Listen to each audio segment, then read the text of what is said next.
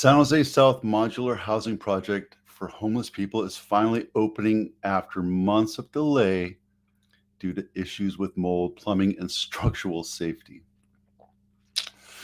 Yep, can happen, it will happen. A 3-story temporary housing campus situated on a 2-acre lot at 1 Branham Lane will welcome up to 214 unhoused residents later this month. This just popped up 5 days ago. So when I dig through and find out that there's really, the county says that there's like 6,800 homeless in Santa Clara County. And I don't know if that number is right. I think it's a lot higher because the numbers you get down in LA, which obviously has better weather, but they're upwards of 200, 300,000. And it just doesn't, the math doesn't math, right? I just don't get it. I don't think they're telling us the right numbers.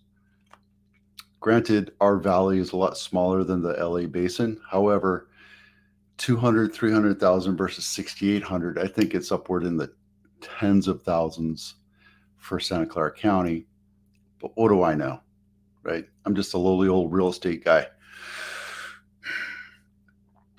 So the good thing about this is it's not permanent. This is temporary. We're getting people off the streets, housing them, making them feel better about themselves, getting them into a place where, let me move this over here, where they can feel better about themselves, clean themselves up, and then get a job and then find a more permanent solution. This is a rotational thing. And the idea behind this I can get behind because it makes sense. If you give somebody a fish, he only eats for a day. If you teach him to fish, right? That old adage. I think this is actually smart for them to rotate people through. Problem is, it's kind of like once you're in the jail system, you're kind of in the system for life, and there's not really a thing to help people get a step up in life unless they get options like this.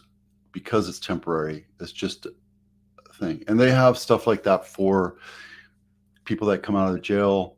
They have temporary housing just to get their feet back on the ground and get a job, get stabilized, and move into an apartment somewhere or move somewhere else, depending on what their needs are.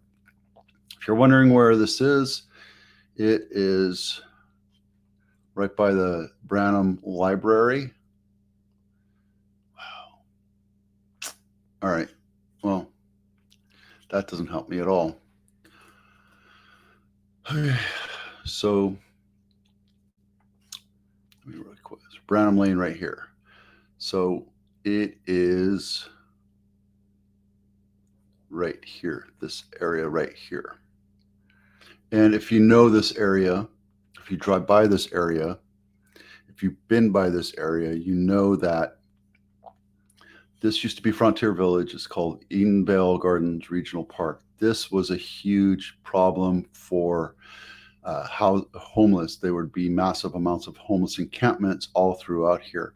And if you know Monterey Road, all throughout the railroad up here, up and down here, it's constant. There's constant problems with homeless camping out over there.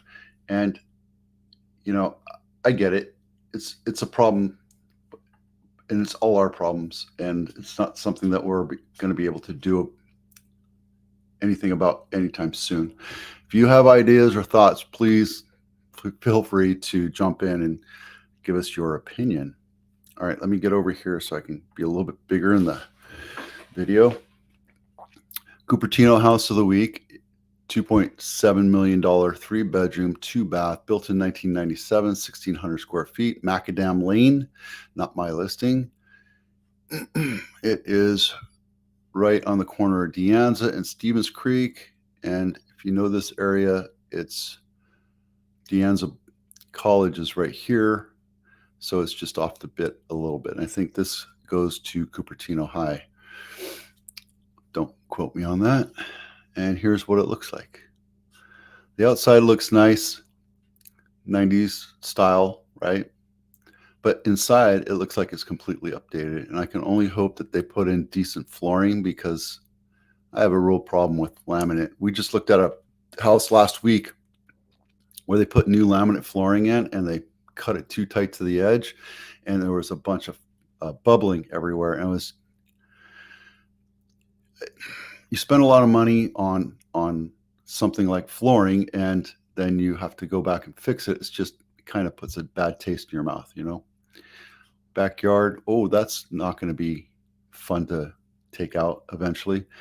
Here, these are redwood trees, and while I'm okay with redwood trees, I think they're great. We're going to plant a few redwood seeds in La Colina Park without the permission of the city. Once they start growing and getting their roots established, they grow out big. I mean, probably 2 times the width of their canopy.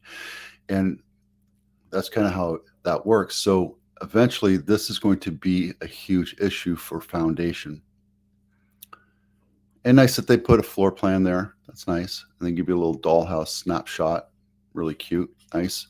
And then, yep, there you go. Willow Glen House of the Week, Nevada Ave. This one just popped up. Not my listing. $3.5 million. 4-bedroom, 4.5 bath, 3,400 square feet, built in 2002. I'm not a big fan of this outcropping. You could have just used this entire space here for more room. But, you know, what do I do? And I chose it because it is still walking distance to downtown Los Gatos or Lincoln Ave. And there you go. Let's take a look inside the pictures. That's nice. It's nice and majestic looking. I like the little round cove here. I'm not a big fan of the tile floor, travertine floor, but, you know, wonder how quickly this one will sell. All right. And then luxury home of the week, Patricia Drive in Atherton. Not my listing, which it was 2.7 or 2.6. $26.5 million, 7-bedroom, 8.5 baths, 10,000, almost 11,000 square feet, built in 2017. 100 pictures. We're not going to go through that, but just so you can see where it is. It's up there, back in BC country. Venture capitalist, in case you're wondering. This is a show. This is a show house. This should be an architectural digest. This is beautiful. Gorgeous. Wow. Let's see if they actually have floor plan. No, no floor plan. Huh. All right. And then the 12 Bay Area sales report. We're almost at $1.3 billion in Santa Clara County for closed sales, 559. The next closest one is Contra Costa, but their value, I don't know, they're off. Look, they actually had a negative 22 million, so something's wrong there. They have 1,346 new listings so far year to date, and we're still at barely 1,300. And Alameda County has 1,300, which is nice. There's going to be a huge push for listings this year. I think we're going to see that come back to semi-normal, probably just a little bit below where we're at. But a lot of people are commenting to me that, yes, there's a lot of homes for sale right now. Well, they're not. They're just more than what we're used to seeing over the last couple of years, because there's been such a dry drought of listings because of the interest rates going up so high. So there you go. That's it for now. Happy President's Day.